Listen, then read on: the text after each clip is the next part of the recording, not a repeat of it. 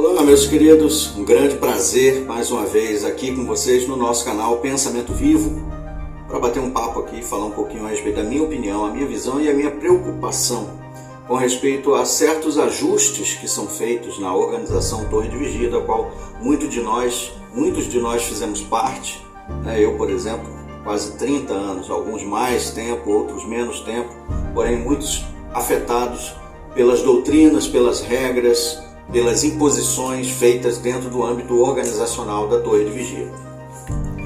Esse mês de março de 2025 chegou uma carta para os anúncios da congregação com uma parte no primeiro parágrafo que é bastante intrigante. Embora essa parte aqui não será lida, não foi lida para a congregação, foi distribuída para os corpos de anciãos e naturalmente o assunto não é de cunho confidencial, porque já saiu também no artigo da revista, que é citado aqui nesse mesmo parágrafo. Então, o que diz o anúncio para reforçar os anciãos a sua responsabilidade como ancião congregacional? Não vou comentar, vou ler aqui o parágrafo, eu vou colocar aqui do lado também esse parágrafo, e depois a gente vai tecer alguns comentários em cima disso e algumas preocupações. Então, anúncios e lembretes, março de 2025, para os anciãos. Ponto número 1. Intimidades no casamento. As informações do artigo Marido Honre a Sua Esposa, que é o estudo da revista Sentinela, de janeiro de 2025, o estudo número 2, é que aborda esse assunto, que veio trazendo esse assunto na nota ao pé da página, lá no final do artigo, tem a notinha ao pé da página explicando o detalhe que está sendo citado aqui.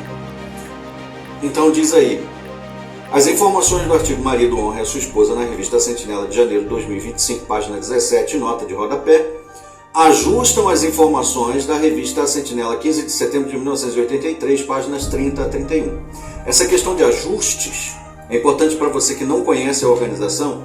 A organização faz diversos ajustes, são muitos ajustes, mais de 300 ajustes. Ajustes doutrinais, organizacionais, de procedimentos, nomenclaturas e etc. Então, muitas vezes, esses ajustes trazem consequências, ou são resultados de consequências. Por exemplo, ajuste na questão que teve lá no ano 1968. As publicações, antigamente, falavam favoravelmente a respeito do transplante de órgãos, por exemplo, na Sentinela de 1962, se não me falha a memória. Quando chegou em 1968, teve um ajuste no entendimento, dizendo que transplante de órgãos era, para Jeová, considerado canibalesco, e que Jeová não autorizou ninguém a sustentar a própria vida com a carne de outro humano por meio de um órgão doado, um transplantado. E quais foram as consequências disso, né? Calcula aí. Quanto tempo durou esse ajuste que Jeová transmitiu através da organização? Durou por 12 anos, porque em 1980 a organização fez um ajuste no entendimento. Mas e as consequências do que foi feito antes? Quem paga por isso? Quem responde por isso? Aí vem as palavras do membro do corpo governante. Então é isso que sabemos das Escrituras e de nossa própria experiência sobre como a luz fica mais clara nos nossos dias, por meio do Espírito Santo e usando o escravo fiel e prudente. Ele revela essas verdades de forma gradual, no tempo apropriado. E sabendo disso, nós não ficamos com vergonha de fazer ajustes, nem pedimos desculpas por não terem entendido. Eles não precisam pedir desculpas, não precisam se envergonhar de nada, porque é a maneira de Jeová agir.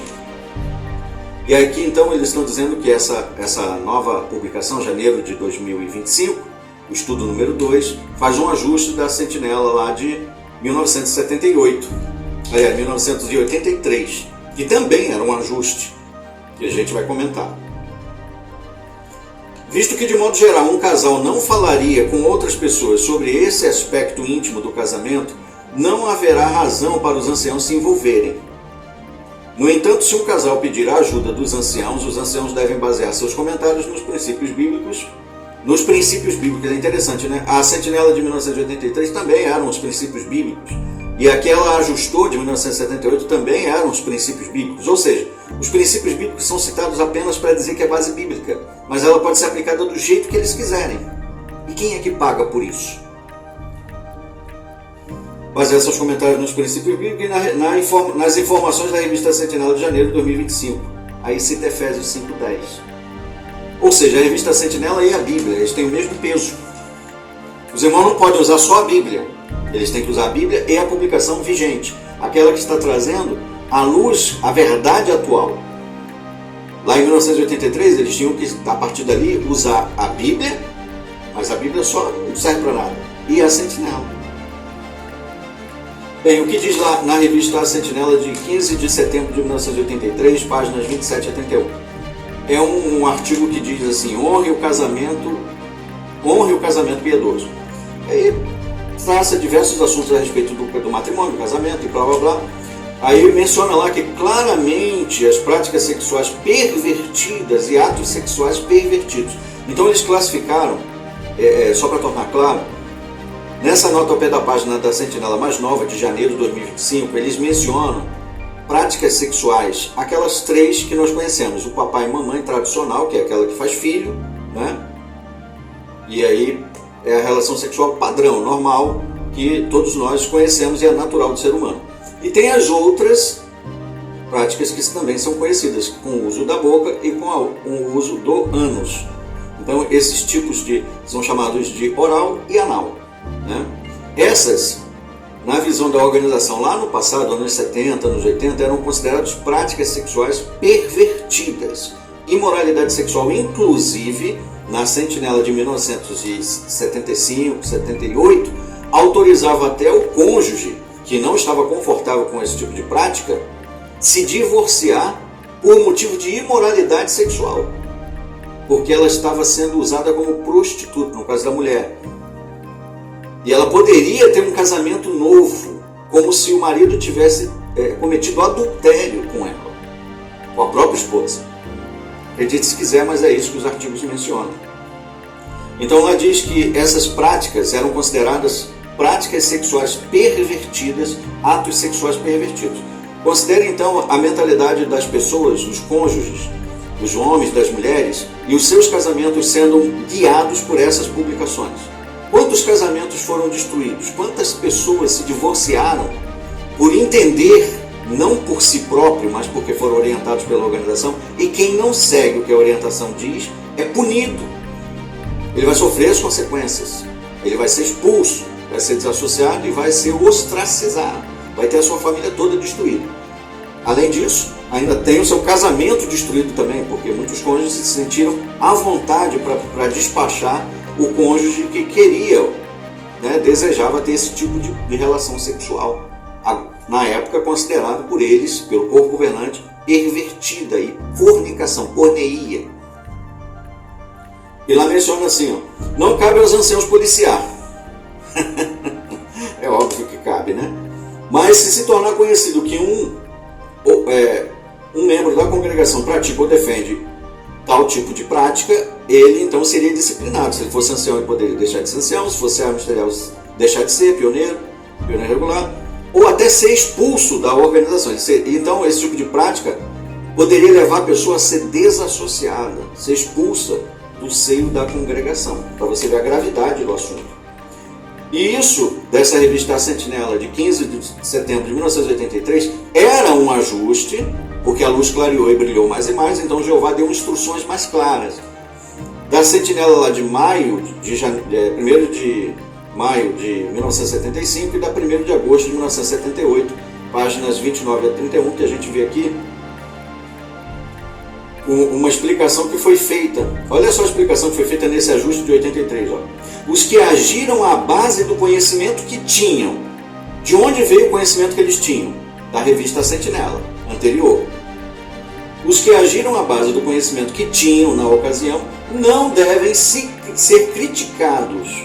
Tampouco afetaria isso a condição da pessoa que no passado acreditava que a conduta sexual pervertida do cônjuge no casamento incorreria em porneia e, portanto, obteve um divórcio e casou-se novamente. Então imagina a mulher lá, na década de 70, o marido desejava ter esse tipo de relação, a mulher não se sentiu à vontade, o marido insistiu algumas vezes, por ser mais forte acabou conseguindo, ela se sentiu então violada e com a liberdade dada pela organização de se casar novamente e ter tranquilidade na organização, porque uma pessoa que se divorcia sem ser por adultério e se casa de novo é considerada adúltera, e aí ela sofre também restrições na organização. Lá no passado, o corpo governante deu carta branca. Então, quantos casamentos foram rompidos, né? Quantos divórcios aconteceram por conta disso? E agora eles estão dizendo aqui que eles não precisam se sentir mal, não. Não precisa se sentir mal. O que eu fiz? Eu mandei meu marido embora, destruí, afastei dos meus filhos, o marido ficou longe, ou o marido mandou a mulher embora, se divorciou da mulher e os filhos ficaram com a família dividida, conseguiu outro cônjuge, teve outros filhos, outro casamento, toda aquela coisa que aconteceu que não precisava ter acontecido. Quem vai pagar essa conta? Quem vai pagar pelos emocionais que foram destruídos? Quem vai pagar por isso? As sequelas que os filhos vão carregar de ver os seus pais se divorciarem, brigarem e saírem de casa um do outro. Quem vai pagar por isso? O corpo governante não, porque eles já avisaram que eles não precisam pedir desculpas, porque essa é a maneira de Jeová agir. Isso, nós não ficamos com vergonha de fazer ajustes, nem pedimos desculpas por não terem tempo. A revista Sentinela de 1º de agosto de 1978, que foi ajustada na de 1983, menciona lá na pergunta dos leitores, visto que a Bíblia não define, né, o que é isso, o que é aquilo, se é oral, se é anal, isso, se aquilo é ou não é pervertido. A Bíblia não define, mas quem vai definir? O corpo governante definiu. Já que Jeová não fez, eles fazem, porque eles, é como se eles estivessem dizendo assim, ô Jeová, como é que é? Não vai falar nada sobre esse assunto não? Não vai fazer nada não, então a gente vai fazer. Já que você não falou nada na Bíblia, a gente vai falar aqui na Sentinela, porque ela tem peso de Bíblia. Nós temos autoridade, nós somos o substituto de Cristo. É como se eles estivessem dizendo isso para Jeová. Não vai fazer nada não, então a gente vai fazer. Já que Jeová não falou, a gente fala. Aí eles falaram. Falaram inclusive essa expressão, um cuidadoso exame, que é uma frase muito repetida quando eles querem ajustar qualquer coisa.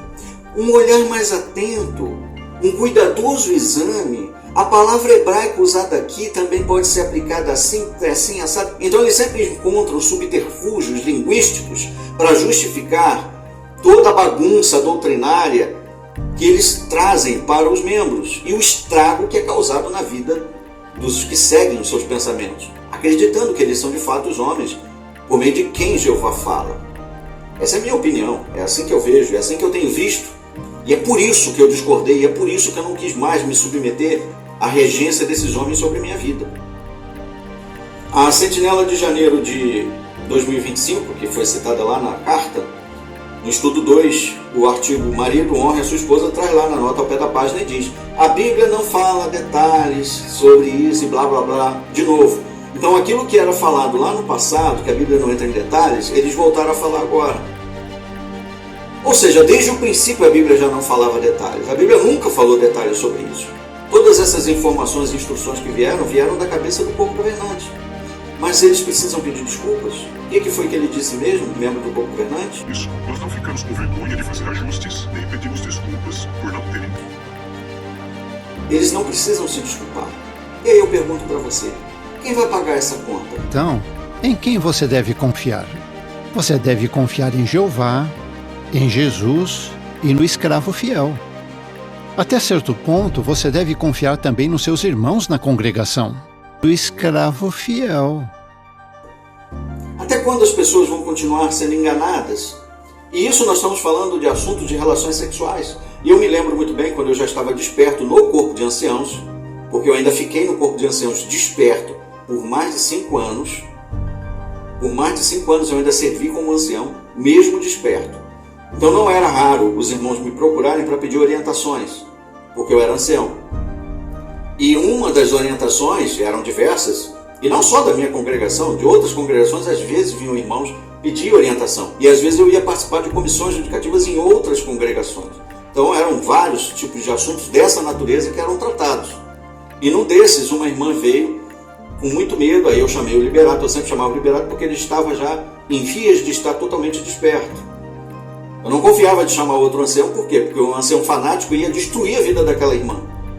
Então eu chamava ele para que nós ouvíssemos com cuidado, com atenção, já sem o controle regente do corpo governante sobre nós. Então nós iríamos falar ali apenas como homens espirituais, sem a autoridade do corpo governante sobre nós. E a irmã então falou, toda preocupada, que o marido queria ter esse tipo de relação assim, assado. Na época ainda não tinha saído esse artigo. Então, estava vigorando a sentinela de 1983, que dizia que isso era fornicação, era porneia, era pervertido. Poderia não ser desassociado nem nada, mas, e nem da liberdade por um divórcio, como era lá nos anos 70, mas ainda era considerado perversão. A pessoa poderia cair na desgraça dentro da congregação, ser mal vista, discriminada, porque os assuntos acabam se espalhando por meio de fofocas. E aí aquela intimidade que a pessoa deveria ter deixado lá no quarto dela, com o marido dela, acaba caindo na boca dos irmãos, porque tem sempre anciãos fofoqueiros que espalham os assuntos. Conta para a esposa, conta para o fulano, conta aqui, conta para Cicano e Beltrano, daqui a pouco todo mundo está sabendo do assunto. É assim que funciona, não só na torre de vigia, em vários grupos, né, em várias associações funciona assim. A gente sabe que o ser humano é fofoqueiro, por natureza. São poucas, raras as pessoas discretas, que realmente guardam a informação para si mesmo, ou quando precisam falar dela, falam quando é extremamente necessário para pessoas selecionadas para isso, que vão realmente estar dentro do assunto, não levianamente, como geralmente acontece.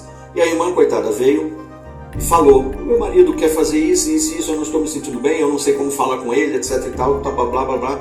Contou o assunto, eu interrompi educadamente a irmã, falei: irmã, nós entendemos que a irmã está realmente preocupada com isso, a irmã quer prestar uma adoração a Jeová com a consciência limpa, com a consciência tranquila, e eu estou entendendo que esse assunto está perturbando a irmã, né?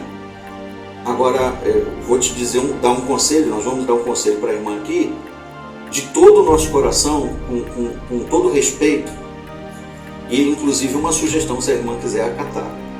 Primeiramente, é que a Bíblia, no livro de Coríntios, acho que 1 Coríntios capítulo 7, fala que cada um renda ao seu cônjuge aquilo que é devido. Então, esse tipo de assunto que diz respeito às relações sexuais, e nós acreditamos que é um assunto de natureza particular, que a irmã deveria tratar somente com o seu marido. Então a irmã senta com seu marido com carinho, mostra que se preocupa com ele. Ele talvez não tenha a mesma visão que a irmã tem sobre ter uma consciência assim. Expõe os seus sentimentos e, de comum acordo, como diz a Bíblia, vocês vão decidir o que fazer. E uma segunda coisa é que a irmã jamais traga esse tipo de assunto para outras pessoas. Entendeu? A irmã já falou pra gente, não tem mais jeito, já começou falando. Então agora a gente já sabe, mas não traga mais esse tipo de assunto para outras pessoas. Só converse isso com o seu marido. Apenas com o seu marido, com mais ninguém. E aí depois que ela foi embora, eu conversando com o Liberato, a gente chegou à seguinte conclusão: se ela tivesse procurado outros anciãos, com certeza essa irmã ia estar sofrendo.